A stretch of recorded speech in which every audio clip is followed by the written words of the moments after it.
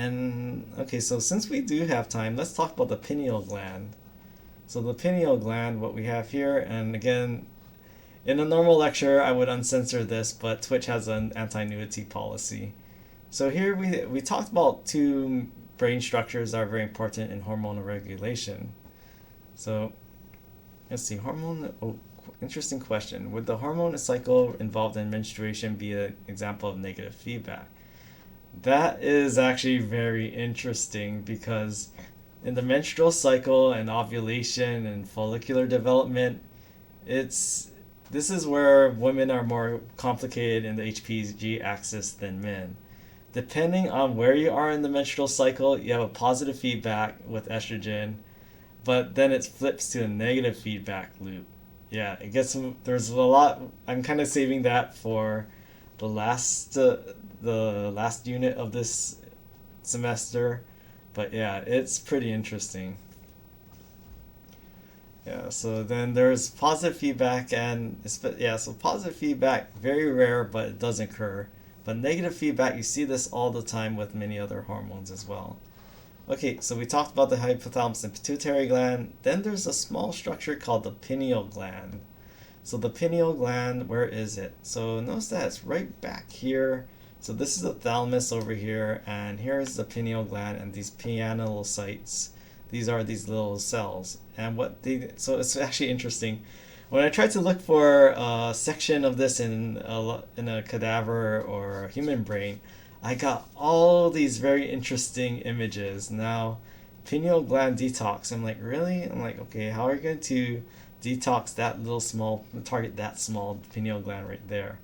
And I found that all these very alternative, like medicine and sciences, and this was very interesting. They said like, oh, you want to detox your pineal gland because it's like your third.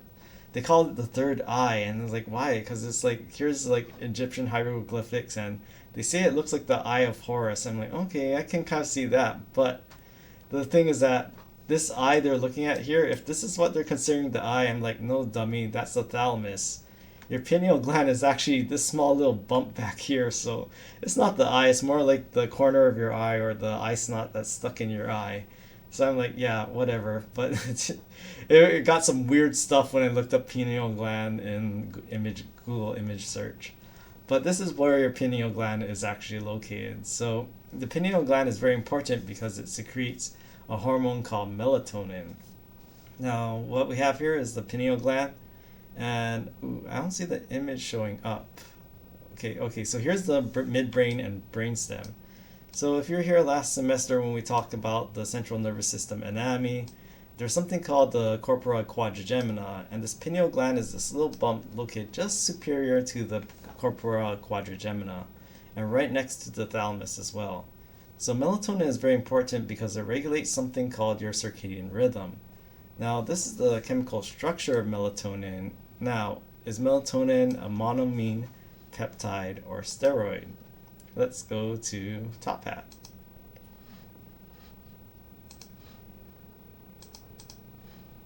So melatonin is a type of one of these choices.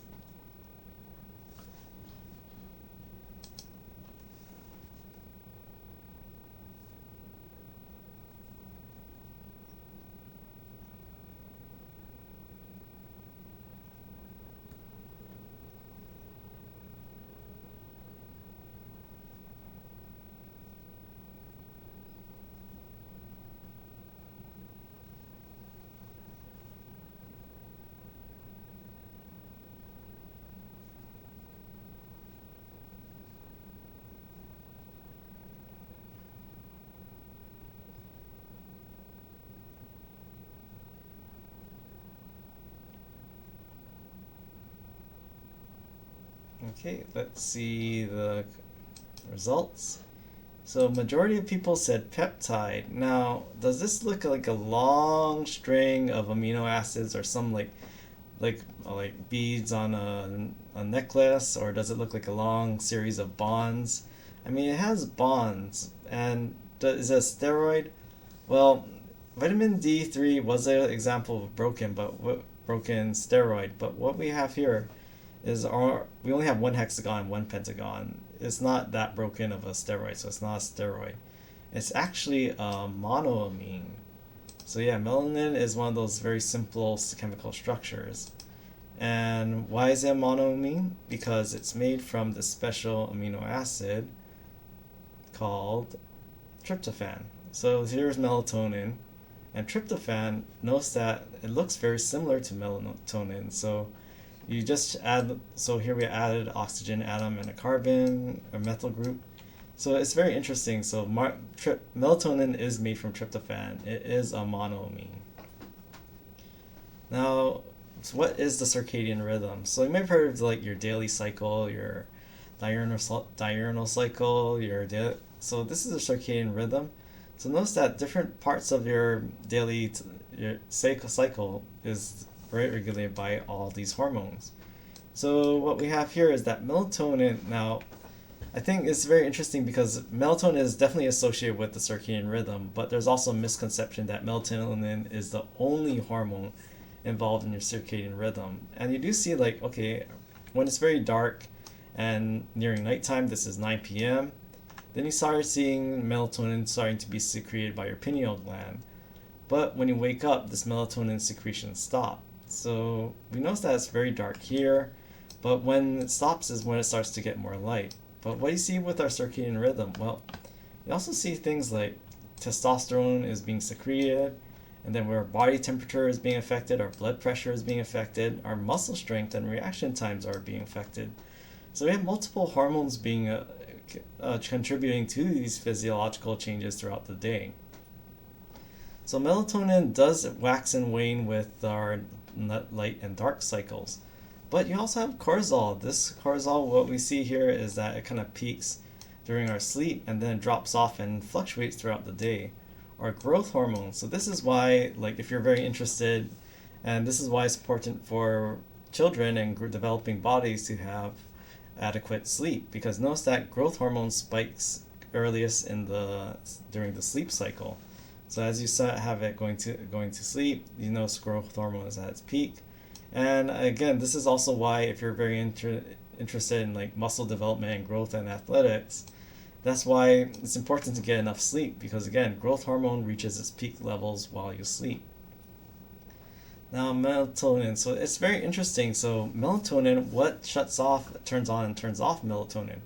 Interesting thing is that blue light affects melatonin production. So blue light is something we see in we get it from our sun. So our sun is a mixture of colors. That's why it appears that kind of searing white color, because it has like red wavelengths, green wavelengths, and blue wavelengths, all the ones in between. So this is why we see white light. So we have blue light with natural sunlight. So blue light actually turns off melatonin production, and that's why melatonin production, when we open our eyes, we're exposed to blue light, so our melatonin production drops. But as we have more and more sunlight, or we have less sunlight as it gets toward the evening, blue light in our atmosphere, in our surroundings, starts to drop off. That's why melatonin creeps up. Yeah, so if you have to go to another class, don't worry, this will be up on YouTube. But yeah, so it's very interesting. Melatonin is so they tried to look whether this blue light is affecting sleep cycles in people, and this is relatively recent. This is from 2011. Well, that's about almost 10 years old. But they actually, in this one, they didn't really find any significant effects. But yeah, so it's very interesting. They did say it's not statistically significant. They did see that blue screens did affect it, but wasn't like significant enough in terms of statistics. But there's a lot of research being done with this. So this is why if you have a phone, you probably have that, or if even your computer screen, you probably have a night mode, right? And notice that if you have turn on this night mode, what happens is that it makes everything a little more red, orange. It gets rid of those blue wavelengths from your screen. And if you've had glasses, or if you see me with glasses, or I think if you have Jackson as your TA, you might see that kind of reflection, and it's kind of like this bluish color. Those are what you see with the blue light glasses. And you can go to the drugstore and buy melatonin as a supplement. So melatonin is pretty popular, and they're still doing a lot of research. Like what we see here is so this is the National Institutes of Health PubMed is a big depository, and actually I recommend it. I mean, it's a little advanced, but it's a good source if you need reference for packback. But what we have here is like thyroxine, a type of thyroid hormone. We've known about it for thyroid hormone for centuries, or a century. Like this is 100 years old. And what we see is all these publications being published every year, but notice that interest increases and it kind of decreases, increases. Testosterone, what we see here is that it also experienced like, okay, this is how popular, maybe discovered around 1946. And then we see more and more publications, but melatonin, relatively recent. Notice that melatonin is getting more and more publications every year. So melatonin is a hot topic, and I'm pretty sure I'll have to revise this lecture every year. But what do I want you to know from this class? Melatonin is associated with your circadian rhythm. Is it the only hormone involved in your circadian rhythm? I think that's why we see things like those melatonin supplements, and people take it to improve their sleep. Well, it's one of many hormones. It helps kind of coordinate things, and I think that's why there's so many studies still being done on melatonin, blue light, and your circadian rhythm. But I just know that they're all associated.